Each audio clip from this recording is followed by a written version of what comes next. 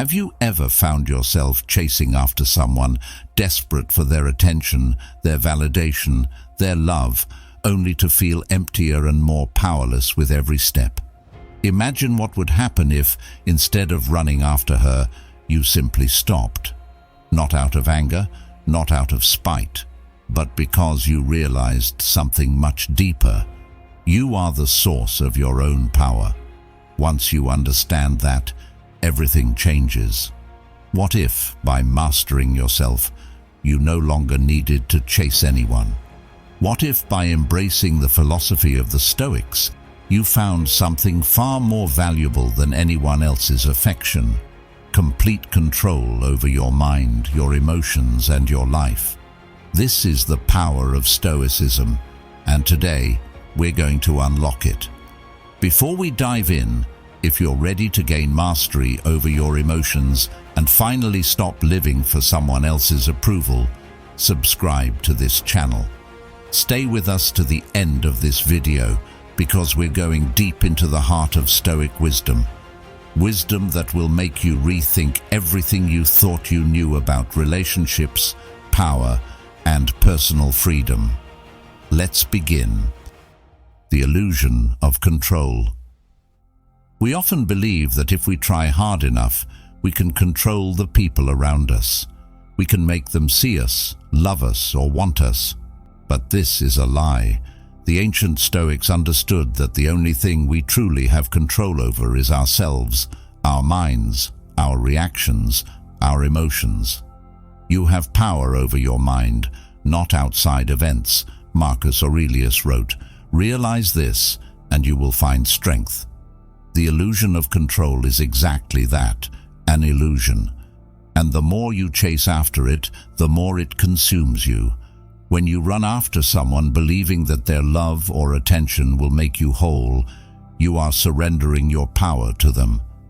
You are telling yourself that you are incomplete, that your happiness is something external, something outside of you that you must win or beg for. This is where destructive emotions like jealousy, anxiety, and desperation begin to eat away at your sense of self. You begin to lose yourself in the pursuit of someone else's validation. But here's the harsh truth.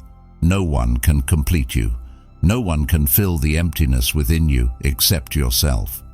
Chasing after her is not just a waste of time. It's a surrender of your soul. The Stoic mindset is about reclaiming that control. Instead of focusing on what you cannot control, other people's thoughts, feelings, and actions, Stoicism teaches us to focus on what we can control, our own minds. This is where true freedom begins. When you stop chasing, you begin to realize that you never needed her approval in the first place. It was a distraction, a mirage. Real power comes from the inside, from mastering your own emotions and actions, not from winning the affection of someone else. But don't misunderstand this. Stoicism is not about becoming cold, detached, or emotionless. It's about gaining control over your emotions so that they don't control you. The Stoic philosopher Epictetus said, "It's not what happens to you, but how you react to it that matters." When you stop reacting impulsively, when you stop running after someone who isn't running toward you, something incredible happens. You regain your sense of self. You start to see things more clearly, and most importantly, you reclaim your power. The trap of desire. Desire is a powerful force. It pulls us in directions we never intended to go. It consumes our thoughts, distracts us from our purpose, and makes us act against our better judgment.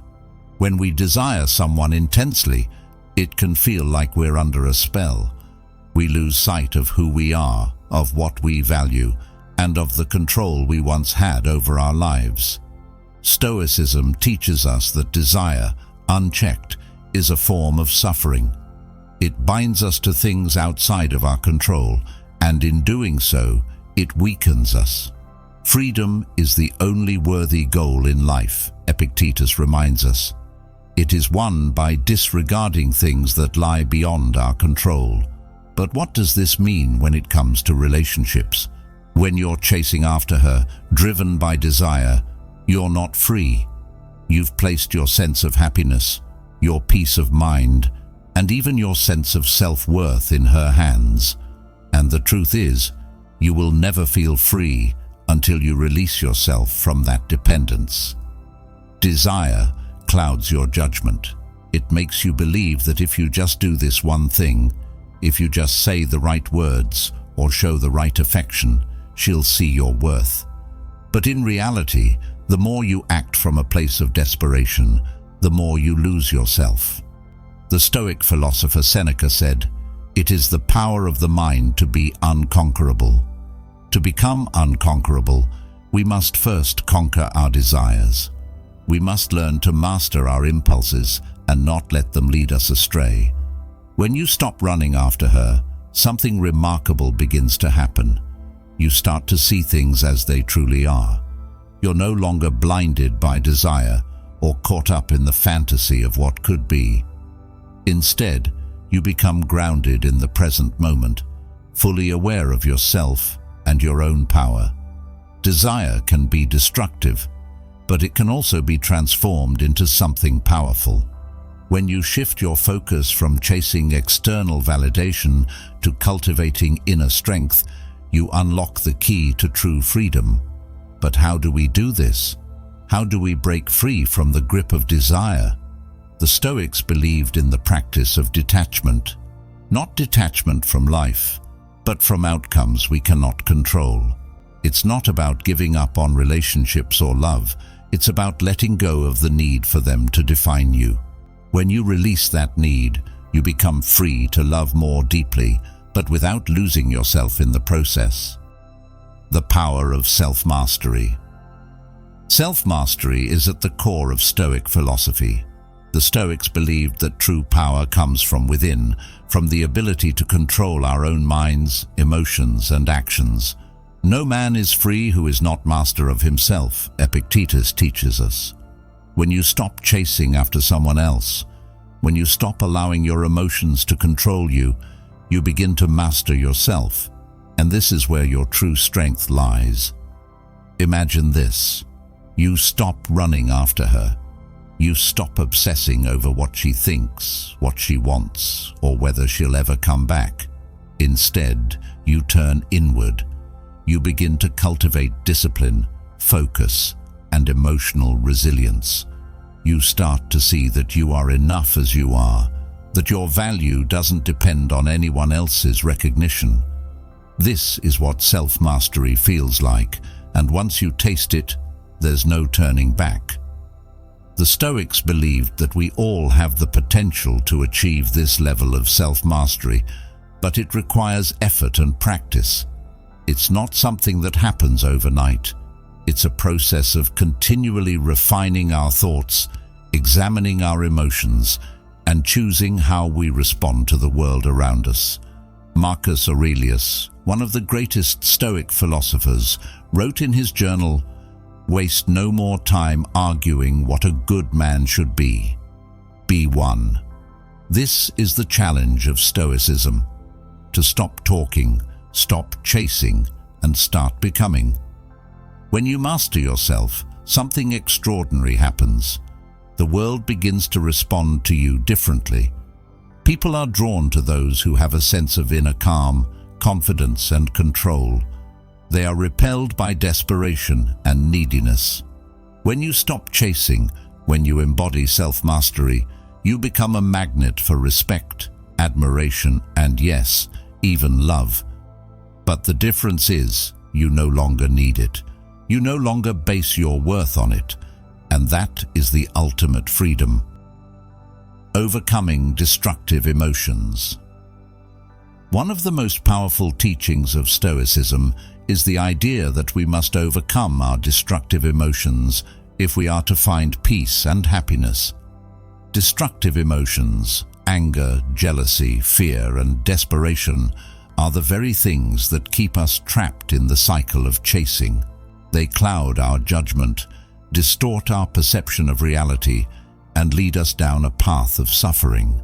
The Stoics understood this well. And they taught that the key to overcoming these emotions is through rational thought and self-discipline. Seneca, one of the great Stoic philosophers, wrote, "We suffer more often in imagination than in reality." Think about that for a moment. How much of your emotional pain comes from the stories you tell yourself, the fears, the anxieties, the what-ifs? When you're chasing after her, you're not just dealing with the present reality. You're caught in a web of imagined scenarios, fears of rejection, and fantasies of what could be. But these are illusions, and they do nothing but trap you in a cycle of emotional suffering. Stoicism teaches us to face our emotions head-on, to recognize them for what they are, and to choose a rational response. This doesn't mean suppressing your emotions or pretending they don't exist. It means acknowledging them without letting them control you.